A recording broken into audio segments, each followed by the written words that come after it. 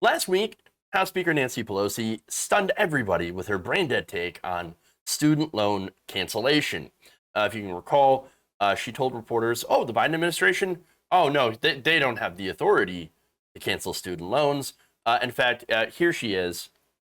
People think that the President of the United States has the power for debt forgiveness. He does not. He can postpone, he can delay, but he does not have that power. That has to be an act of Congress. And I don't even like to call it forgiveness because that implies a transgression. It's not to be forgiven. Just freeing people from those obligations. So the question of who gets forgiven, to use the term of art that is out there, is a debate. Do we use whatever money there is for the broadest base of support of those with more people with even less debt or fewer people with more debt? That's a policy discussion. But the difference between the president can't do it. So that's not even a discussion. Not everybody realizes that. So now, of course, that was, and I remember making the remarks like, why does she sound like she's confused? Well, it turns out there is a pretty good reason, and it's not because she's confused, it's because she's paid to give that nonsense answer. Big shocker. So, like I said, after that happened, experts weighed in, other Democrats, progressives, of course, on why she, of course, is obviously lying about the power that the Biden administration has to cancel student loans. And of course, we know this because of recent reporting from the Intercept's Ken Klippenstein and Ryan Grimm. They're going to write about her decision to defend not canceling student loans, and again, lying about it to everybody listening. They said, quote, "The move may put her at odds with much of the public and the Democratic Party, but it aligns with their Democratic megadonors, Stephen and Mary Swig, the billionaire scions of the Bay Area's oldest real estate dynasty, who have deep ties to the California representative." And I say, of course.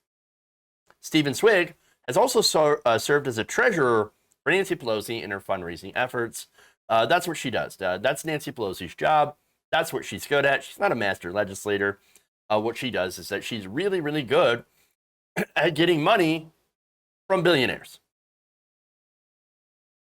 So now, by the way, I don't know if these donors are connected to Nancy Pelosi's assertion that, we can't do anything about the eviction moratorium. I mean, we really want to do something.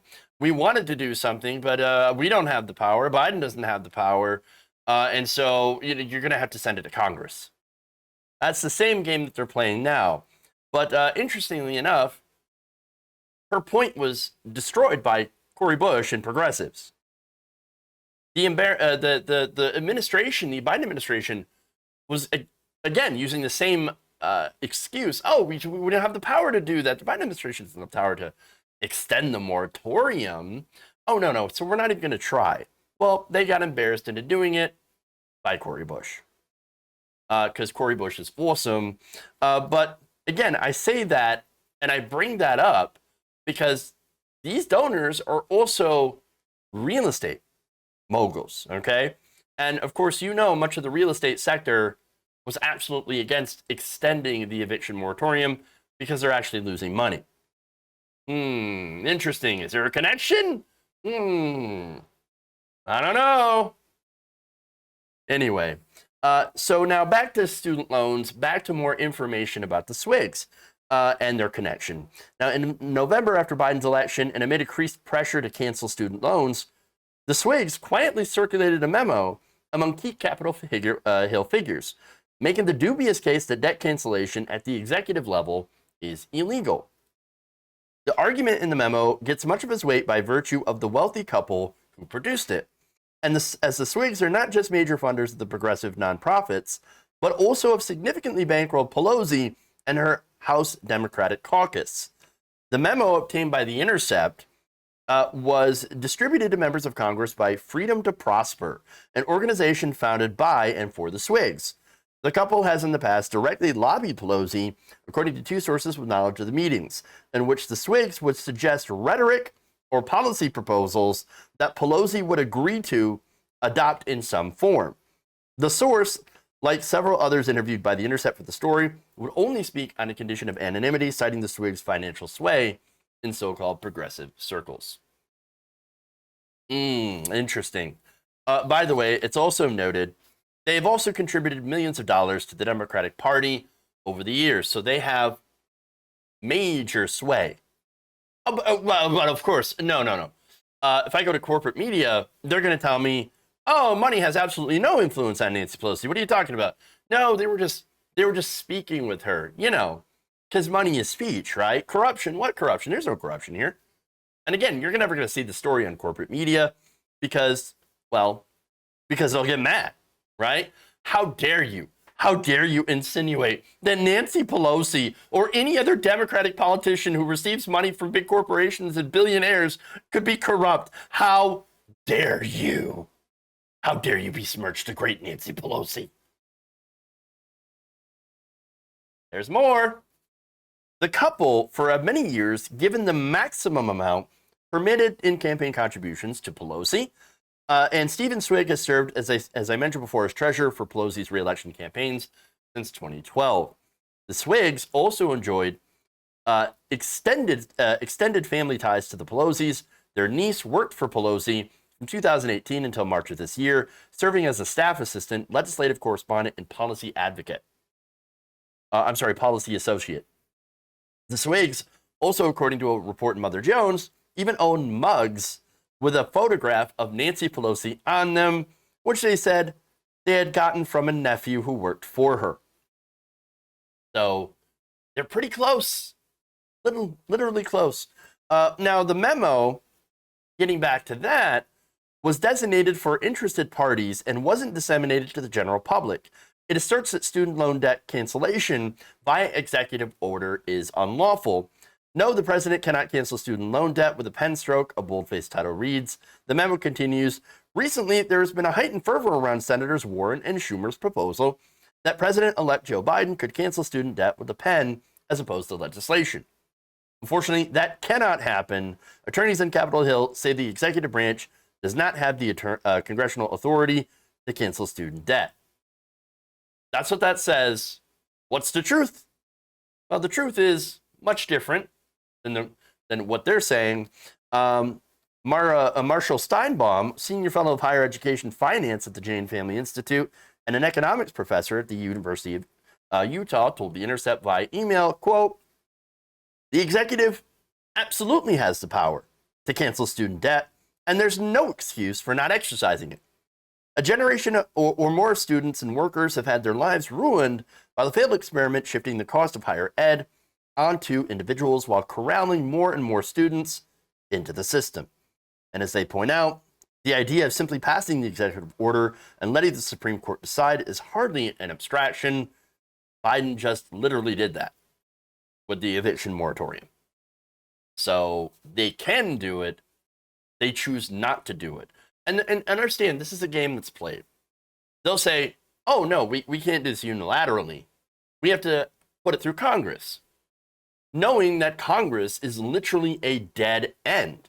You are not getting anything through Congress, especially when it comes to the filibuster, and you're not getting it through, and this is important, corporate Democrats. Corporate Democrats who receive money from the Swigs and other large donors. So you understand how that picture, how that game is played, okay, and what this is. So getting back to the corruption, Klippenstein and Grimm continue by saying, though Pelosi says she supports student loan debt cancellation via congressional legislation, a position shared by the Swigs, which in our Congress would never, as I mentioned, would never happen.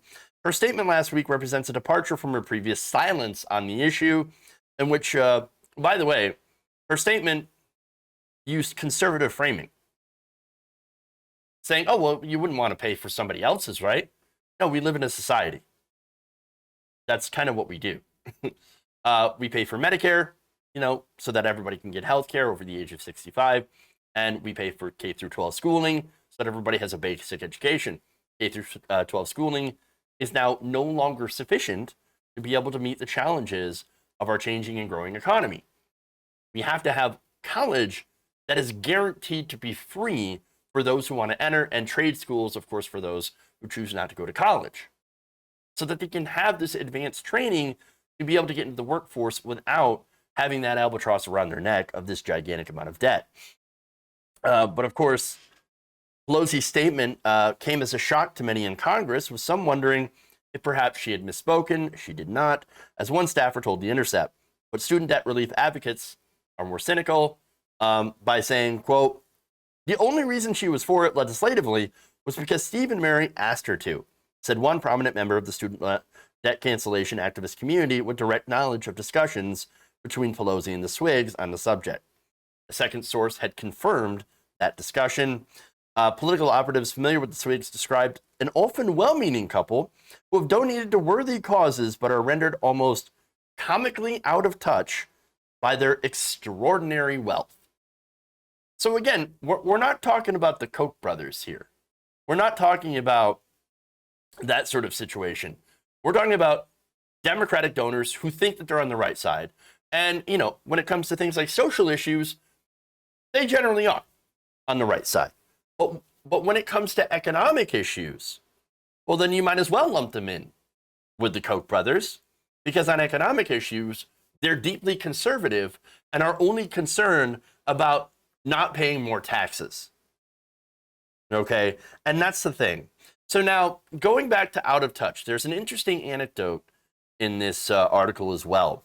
A source pointed to the Swig's own account published in Salon in 2018 of how, up until then, they didn't even have any knowledge that student loans existed. The student loan debt specifically. After their daughter told them about the plight of an artist friend saddled with crushing debt. Quote, it began with a story. It wasn't an unusual one, but it was new to two of us when we first heard it from our daughter 4 years ago. It was a story of a gifted young artist, a single mother, who was forced to set aside her dreams and her gifts to work a retail job so that she could pay back her student loans. These people, before that, had no idea. Student loan debt, what's that? We're rich. We've never had to worry about student loan debt. And what's interesting about this is you can compare this to rhetoric from the Democratic Party, from members of the Democratic Party that are arguing against student loan debt cancellation, because they do absolutely exist. I know I've argued with them quite a bit. And, they make the argument that, well, if you cancel student loan debt, you're just going to help rich people. We don't want to help rich people. No, that's a ridiculous talking point. Because here we have an example of two really rich people who had no idea about student loan debt. You know why? Because rich people don't take out student loans to go to school. They just don't. You think rich people are taking out student loans? Hell no. Why would they? You think mega donors to the Democratic Party are doing that? No. Do you think that that they're against canceling student loans because they just care about equality and not helping themselves or fellow rich people? Ridiculous. That is incredibly laughable. No, they don't want their taxes to go up. That's it. That's generally what the donors care about the most. These people are incredibly rich, incredibly out of touch, and of course, generally don't care. I don't think they care about this issue. I mean, how much could student loans be? $10? Come on. You could afford it. No, there are people that are suffering under six-figure debt. Go to school. Hundreds of thousands of dollars in debt. They don't understand how much people suffer as a result of that crushing debt. And of course, the debt is a result not of them just taking out the money. They have to take out the money in the first place because of the astronomical cost of going to college in the first place. That debt is a result of defunding colleges that has happened for the last 30, 40 years. As state funding left these colleges and universities, they've shifted the costs onto the students. But then tried to balance it out with probably the worst plan, allowing first private lenders. And then, of course, when that didn't work out, then they said, well, that's okay. We'll just be the lender. The government will be the lender. And the government, of course, makes hundreds of billions of dollars off the interest a year. Come on. This is a disaster for the economy. Remember, there are people that make the minimum payment for years. Why? It's because that's all they can afford. And they barely even scratch the interest. They're not able to buy homes. They're not able to buy cars. They're not able to start families, create businesses, chase their dreams because of this gigantic stone that they're dragging behind them, that they're going to carry with them for the rest of their lives. Unless they're lucky enough to get a job on Wall Street or something that pays six figures in order to pay off their debt. And most people aren't going to get those jobs. The story is absolutely depressing in many, many different ways. And the biggest lesson that you can take from this is why money in politics and our corrupt system is the problem. That's why you have to attack that corruption and the root of that corruption, which is, again, the money. You've got to get the donors, the mega donors out. Because what they're doing right now is literally controlling the party. They have captured the government. They have captured the two parties. Literally to write policy and rhetoric for those very politicians, sometimes even scripting it out word for word. That is the definition of corruption. And that's why it has to end.